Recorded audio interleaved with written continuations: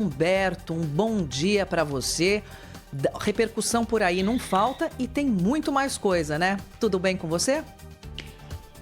Olá, Sônia Blota, tudo bem? Aqui, olha, uma cidade movimentada. Aliás, aqui ninguém reclama de tédio e o tempo todo, ainda mais com o ex-presidente da República preso em definitivo e também outras antigas autoridades do governo anterior, né? É o triunfo completo, não apenas dos adversários do ex-presidente no Supremo Tribunal Federal, a maioria do Supremo hostil ao ex-presidente, assim como também e principalmente do próprio atual presidente Lula, que vê seu adversário passando pelo que ele passou, preso na Polícia Federal e sem muitas perspectivas imediatas, né?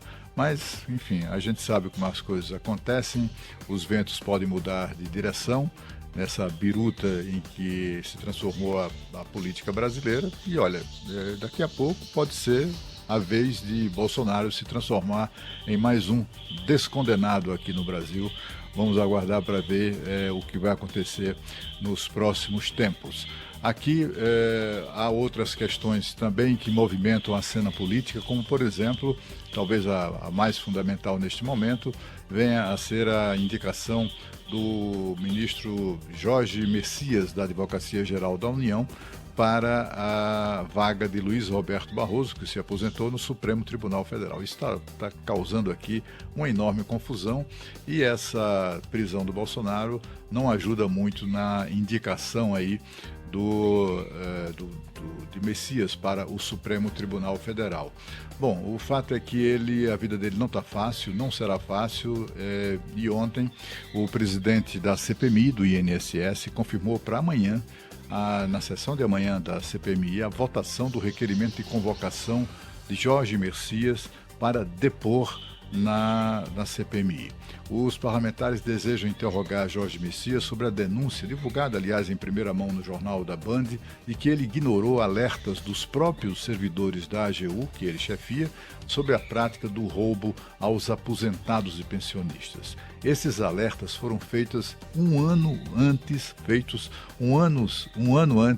de a Polícia Federal deflagrar a Operação Sem Desconto. Naqueles alertas de 2024, abril de 2024, fiscais da AGU listaram as entidades que mais apareciam em ações movidas por dezenas de milhares de aposentados, se queixando de que estavam sendo roubados por entidades associativas e sindicais, tirando dinheiro de suas aposentadorias, sem que eles tenham ou tivessem autorizado. Entre as entidades mais citadas, estavam, por exemplo, o Sindicato do Irmão do Lula e outros sindicatos ligados ao PT, como a CONTAG, que é a Confederação Nacional dos Trabalhadores na Agricultura, que é controlada pelo Partido dos Trabalhadores. Jorge Messias só tomaria qualquer providência um mês depois da operação da PF, em maio deste ano, pedindo bloqueio de contas de diversas entidades sindicais em razão desse escândalo, mas não incluiu entre essas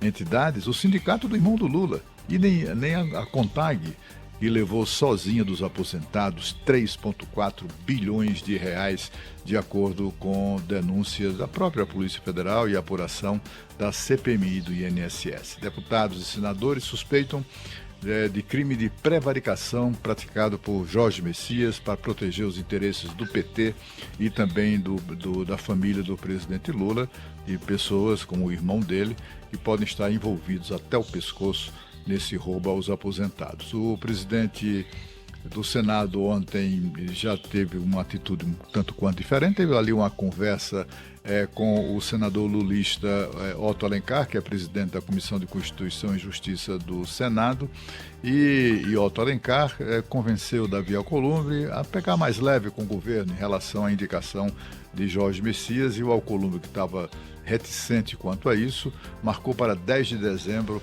a sabatina do indicado. E ainda escolheu um aliado do governo, o senador Weverton Rocha, do PDT do Maranhão, para ser relator da indicação de Jorge Messias. O problema do Messias começa na votação da própria CCJ, onde governo e oposição contabilizam 13 votos cada um. contra e a favor da indicação. E tem uma coisa curiosa, o senador Rodrigo Pacheco, de Minas Gerais, que foi preterido na escolha para ocupar a vaga no Supremo Tribunal Federal, ele poderá atuar como uma espécie de voto de Minerva dessa indicação. Não se espera que ele vote contra, porque afinal de contas pareceria uma vingança pessoal, alguma coisa dessa natureza, mas é exatamente essa situação que se estabelece.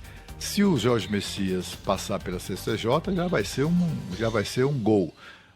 O problema dele também está no Senado, no plenário do Senado. Os próprios governistas contabilizavam ontem 32 votos favoráveis a Jorge Messias e ele precisa de, no mínimo, 41 votos.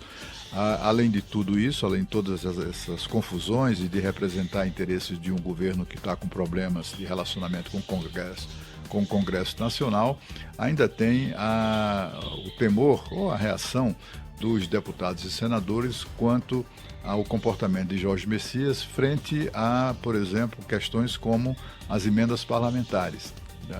Os senadores e deputados estão muito indignados até com a atitude do ministro Flávio Dino, do Supremo Tribunal Federal, que vem pesando a mão ali em decisões em relação às emendas parlamentares, a serviço, é claro, dos interesses do governo, porque com isso o presidente Lula retoma, digamos assim, parte do controle na liberação dessas emendas que deixaram de ser uma opção do governo e passaram a ser obrigatórias. De qualquer maneira, é difícil a condução, já se fala inclusive na possibilidade de o presidente Lula substituir Jorge Messias, a indicação de Jorge Messias por outra pessoa mais palatável pelo Senado Federal, mas isso por enquanto é improvável.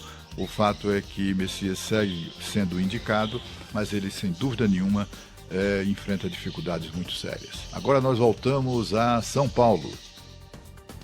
Cláudio Humberto, para trazer a Ana Paula Rodrigues, apresentadora